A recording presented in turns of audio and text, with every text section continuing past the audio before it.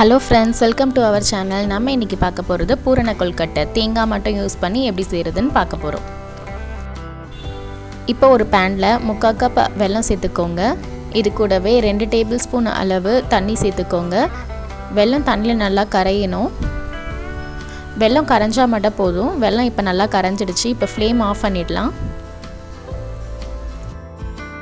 இப்போ ஒரு பேனில் 1 டேபிள் ஸ்பூன் நெய் சேர்த்துக்கோங்க.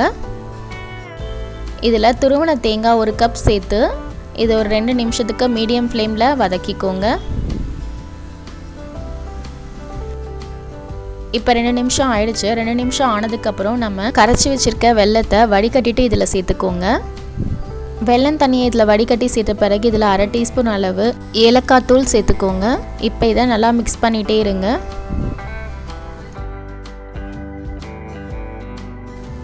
இது போல் ஒரு கன்சிஸ்டன்சி வர வரைக்கும் நல்லா மிக்ஸ் பண்ணிகிட்டே இருங்க. இப்போ நான் ஃப்ளேம் ஆஃப் பண்ணிட்டேன். ஒரு பாத்திரத்தில் 1 கப் அளவு கொழுக்கட்டை மாவு சேர்த்துக்கோங்க. 1/4 டீஸ்பூன் உப்பு, 1 டீஸ்பூன் நெய். இப்போ இதில் 1 கப் அளவு சுடு தண்ணி சேர்த்து நல்லா பிசைஞ்சுக்கோங்க. தண்ணி நல்லா சூடாக இருக்கணும், கொதிக்க எடுக்கணும். தண்ணி கொஞ்சம் கொஞ்சமாக சேர்த்து இது போல் நல்லா மிக்ஸ் பண்ணிவிட்டு அதுக்கப்புறம் ஒரு வாட்டி கை வச்சு நல்லா பிசைஞ்சுக்கோங்க. இப்போ கொழுக்கட்டை மாவு நல்லாவே பிசைஞ்சாச்சு. இப்போ இந்த கொழுக்கட்டை மாவுக்குள்ளே பூரணத்தை வச்சு ரெடி பண்ணிக்கோங்க. நான் இந்த பூரண கொழுக்கட்டை செய்கிறதுக்கு மோல்டு யூஸ் பண்ணியிருக்கேன். மோல்டு இல்லாமலேயும் செய்யலாம்.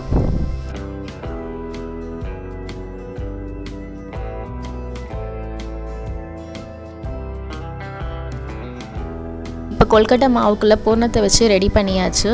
இப்போ இதை நம்ம வேக வச்சு எடுத்துக்கலாம்.